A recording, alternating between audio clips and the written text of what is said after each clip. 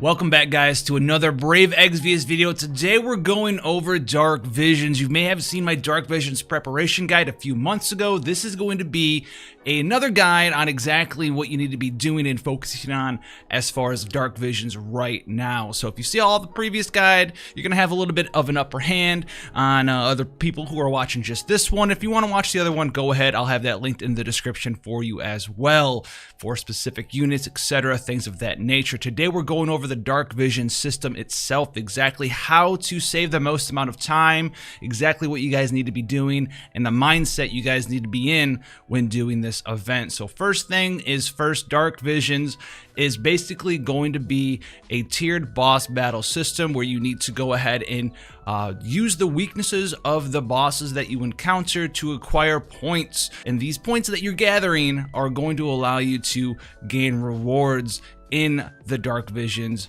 event. Now you're going to gain two different rewards, the completion rewards as well as the ranking rewards here. The ranking rewards are going to compare your point total that you've gathered by doing all the different battles to someone else's, and then the completion rewards is just going to be the additive total of your best score for each boss. Okay, guys, so let's go ahead and look at the scoring system and exactly what you guys need to be doing to obtain the most amount of scores that you can gain possible. Now this is going to be changing as we go through each of the bosses, and the mentality here that you need to do when attempting Dark Visions is you want the highest total. It might not be maximum on everything, and the way that you go about battles is going to be different than your neighbor, right? Jeff and Steve are going to be two different characters, two different players with two different sets of units. So the total score point system right now that we have in this iteration of Dark Visions, and this will change, but this one right now is most damage dealt in a single turn. This maxes out at 30,000 points, and then the other four categories max out at 10k, which is damage taken, number of times KO'd, number of turns that you took to clear, and biggest chain. So the other four, they start at 10,000 basically for the most part, with damage received times KO'd and turns cleared, and then every time you receive damage or a character that you are controlling in your party dies, or you take a turn, you're going to be losing points there. And then the biggest chain, this caps out a chain 100, and that's going to give you 10,000 points there as well. Now obviously, to get all of these capped out, you need to be doing the most damage dealt in one turn, which is the in-game cap of just under, it's like 2.147 billion damage, somewhere around there. It's a little over that. That is the way that you hit the cap for 30,000 points there. And this is going to be where the biggest majority of your points can come from. So if it takes you a couple of extra turns, or maybe you take a little bit of damage, right, and you can move up to getting up to 30k points, that's really the mentality you want to be doing here. You want to maximize all of the totals of the points here to get up to as close to 80k as possible. If you can't kill something on turn one, right, you can take an extra turn to set up and lose 1,000 points there, but you might be able to increase your damage point total for maybe like 15,000 to 20,000. So you're going to lose 1,000 points on taking an extra turn, but you're going to be gaining 5,000 points on damage dealt in one turn, and that's going to be better than just killing it on turn one and doing less damage in a single turn. Now as you are going through these bosses, you're going to be noticing that they have different weaknesses. Okay, so for example, the quest 1-1, this boss right here, it shows you right here, he's going to be weak to fire and he's going to be weak to physical damage. You can still choose to do other types of damage, but the boss is going to be taking a lot less. We're talking like if the boss has like 100 defense, he'd have like 1,000 spirit. It's just not worth trying to do magic damage, etc., to a boss that's weak to physical, and it's not worth trying to do physical damage to a boss that's weak to magic damage. Also, different element types he's going to be heavily resistant to, so you're going to want to be doing the correct type of element as well as the correct type of damage, whereas it's physical or magical. So this one particular right here, you want to do fire physical damage here, and you're going to be setting your parties up over time to take and make use of these weaknesses. And these weaknesses do change from boss to boss. I'm going to tell you guys exactly how I go about this later on to save the most amount of time here, but you can see that the next boss here, he's going to be weak to a different sort of thing. He's going to be weak to dark elemental magic damage, and so on and so forth. Now traditionally in all of the Dark Visions areas, the easiest area is area 1, and you're going to be able to gear for the most amount of damage in the first area. But as you progress through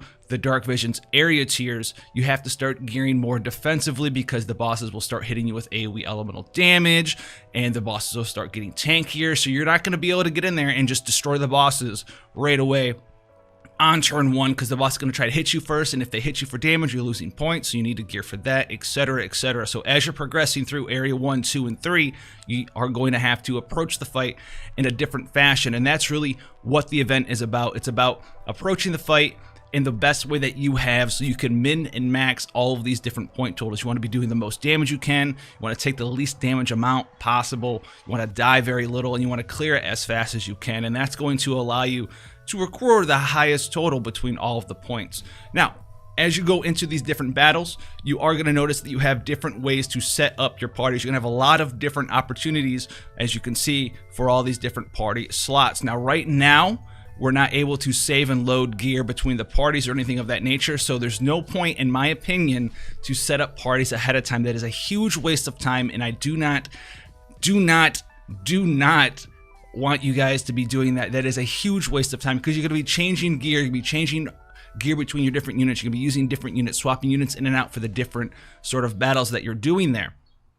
So what you're going to be doing here, though, is when you do set up a party to take on a encounter, as you can see, there's multiple different parties, layouts. This one right here, as you can see in the top right-hand corner, and by the background being red for this party, this is my fire element party. This is going to allow me to boost all fire element damage that I do by 20%, whether it's imbued or I'm wearing a fire weapon where it has a native fire element associated with the attack. This means that when you're going into a boss that's weak to fire, or it's weak to lightning, or whatever, you want to be setting up your party in that specific party slot, so you get that free 20% damage. That's going to help you do more damage to get up there and approach that 30,000 damage cap here. Now, the reason I tell you guys not to set up your parties is, like I said, you're going to be changing stuff in and out. And the way that I go about doing Dark Visions is I will do a stage until I'm happy with my point total. You're going to be going in there. It's going to be a little bit of guess and check. You want to, see how the fight goes. Is there a preemptive attack? You want to see what sort of enemy type the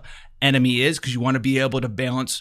Eventually, you're going to need to balance for attack and true double hand, and if you're using a dragoon, like jump and elemental damage and damage mitigation and element resistance. And then you want to balance killers in there, because killers are a huge thing in your damage formula. And the way that you guys are going to be doing the fight, like I said, is going to be different based on what units you have and what sort of weird party team compositions you can create.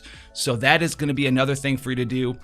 You also want to be doing these one at a time, because it's going to save you so much time compared to maybe doing stage 1-1, being like, okay, that's kind of okay total, I'll come back later. Then you're going to swap all your gear around, do the next one, swap all your gear around, do the next one, swap all your gear around, do the next one, swap all your gear around, do the final battle. And they're going to be like, okay, well, I want to go back and make sure I get a better point total now, because I understand the fight better. You have to swap all your gear around to go back and try to get a better point total. So make sure that you go in there and you do the same fight until you understand exactly what's going on and you're happy with the score that you get. You don't have to keep doing it until you hit max or near max or anything of that nature. But if you go in there and you do it one time, you're like, okay, I got a decent score, I think I could get better. Don't go do the next fight. Go back and redo it right then and there, so you don't have to re-gear your team for that fight later. Go in there until you're happy with your score and then continue with your Dark Visions. Okay, that is exactly what you need to be doing to save a lot of headache and a lot of time until they save us the ability to save party loadouts for different battles there.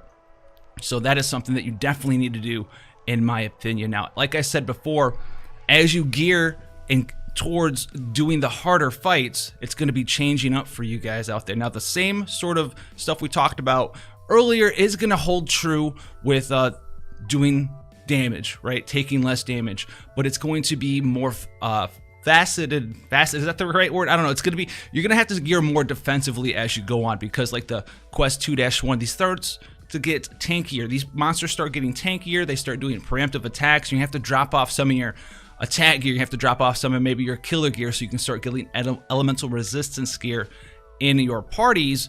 And this is where it's going to start adding multiple monsters. Some of these monsters are going to be different sort of enemy types, so you're going to need to be doing AoE damage. And then if you're looking, in my opinion, to do these sort of battles where there's, you know, more than one monster, there's 2 monsters, 3 monsters, etc., etc. These actually are some of the easier fights to hit damage cap on because there's multiple targets. So if you have like really hard hitting damage dealers that can do damage to multiple people, this is where you can really get yourself that damage cap in one turn. Even if you're not one-shotting everything, right? Even if you're not, in this instance, right, quest 2-5, killing Siren on one turn, even if you're not killing her right away, you can do a bunch of damage to both Siren and her guards. If you have like 2 different damage dealers that do AoE damage, you can do a bunch of damage to everything all at the same time. Actually hit the damage cap total without killing her and then kill her later on, if that's something that you can do. So like I said, the strategy for each person is going to be different. This isn't going to be like this is exactly how you do this fight, guys, with this exact gear, because that's not going to work for anyone out there. You'd have to have the same exact stuff. It's really going to be about looking at your party, looking at exactly what you need. That's what this video is about, telling you how to do it so you can use the best tools in your arsenal. But that's not it, guys. That's the overview. I'm going to have these Omega tips here for things that are going to help you out extensively as main tips. So the big one here, if you have access to it, it's going to help you in every single fight. If you can make a 100% dodge, 100% draw attack unit, if you've been around in the game for a long time, because this is finally an event that's really sort of catered more towards veteran players or players who have played the game a long amount of time, because it's an event all about, you know, kind of like putting the pieces of the puzzle together. Can you do this in this order? What's the best way that you can go about in doing this thing? 100% draw attack, 100% dodge unit is going to help you out substantially in any fight that you're not just trying to defeat on turn 1. So as the fights get harder, this 100% draw attack, 100% dodge unit becomes even better for you, because it's going to mitigate a bunch of damage if you're using characters that need to set up for a couple of turns, right? We have like a CG Sid, any sort of damage dealer that needs to set up. A lot of the mages need to set up, stack up their multipliers, etc., etc. That's going to mitigate any sort of physical a single target attack possible. So that's going to be a very strong thing for you there. And if you have even more gear, you can also put elemental resistance on that character, and that's going to be a huge deal. Now, speaking of elemental resistance, this is going to be like the 3rd or 4th tip here as we get into the video. If you have elemental resistance gear, it's going to be a big thing for you as you go into Dark Visions, so you can take less damage from that preemptive attack. Even if you don't have enough to give everyone 100%, so you take 0 damage, if you can give like 50, 60, 70% elemental resistance in gear, in materia for your party, it's going to be worth it for you, because the damage that you can take in some of these later fights, especially in like Area 2 from the preemptives, they can drop your point total by quite a lot, right? You could be missing 5,000, 6,000, 7,000, 8,000, 9,000, maybe even all 10,000 points just from not gearing for elemental resistance and just taking too much damage on your 6-party team at the start of the battle there. So you're going to want to gear for elemental resistance as you're going into Dark Visions and doing these later battles there. The final tip here that we're going in on all of this stuff is to not get discouraged. This isn't really like you versus everyone. This is you versus these monsters still. And it's a puzzle for you to put together. How can you do each of these bosses the best way possible for you? You might be better at some of the bosses and some of the enemies than some of the other players are. You might have different units than someone else, but they might be better at doing it than you are. But at the end of the day, it's still, what can you do to do it as well as you can do? And if you follow all the tips in here that we talked about, gearing for elemental resistance, having the proper balance between taking X amount of turns versus doing the amount of damage that you can do all in one turn, and all of those different factors, it's really about balancing out the battle and doing it the most efficiently and effectively for you. It's not really you versus anyone else. It's you versus you still. It's still PvE at the end of the day. And you want to go in there and you want to have the ability to balance out these point totals so you get the most that you can get. Now, some quick tips here at the end too to answer some questions that I've seen thrown around the internet. You cannot farm an area. You can't just farm an area, right? Say you do 1-1 really well. You can't just keep going and doing 1-1 and getting 80,000 points and 80,000 points and 80,000 points and 80,000 points. Talked about at the start of the video. That is not how that works, right? The completion rewards, the points that you see here, this takes the highest points that you've acquired for an area and adds them to all the other areas. So if you try to do 1-1 over and over and over, you're gonna have 80,000 points, and then you do it again and get 80,000, it's still gonna be 80,000 because it just takes the highest point total that you've gotten there ever. So you need to be doing all of the stages. Even if you can't get super high points, the end stages are meant to be harder. You're going to need to take more turns. The bosses are way tankier. They have more mechanics. They're more akin to trial bosses at the end of the day, especially Area 3's trial boss. You're going to need to maybe swap back from trying to maximize as much damage as you can to more of a traditional trial type team with a tank and damage mitigation and elemental resistances and, you know, dispels and all of that good stuff. Now, stuff that you can use for every single boss in here, you can imperil every single boss, you can break pretty much every single boss, so you can do extra damage in the long run. You can use units that give killers. You can pass killers around. There's a lot of great units out there, too many to put in this video. I have a video that I will link for you guys in the description, right? Tips for Dark Visions, best units for Dark Visions, all of that stuff. Make sure you check it out because all of that detailed information is going to be found in that video specifically. So with that being said, guys, hopefully you found this informative. I answered a lot of questions for you guys, gave you guys some nice tips as to exactly what you should be doing and what you should be looking forward on approaching this event in Brave Exvius. If you guys want to see more stuff like this, go ahead, hit that subscription button, turn the notification bell on, because outside of that bell being rung, this channel does not exist for YouTube to you. And then in the next one, guys, I'll have a bunch of cool stuff as always. Thank you guys so much for the support, especially those of you out there supporting via Patreon and YouTube channel memberships. You guys are the true backbones of this channel and the community that we're growing here on YouTube and Twitch. And until then, guys, stay safe, and I'll see you in the next one.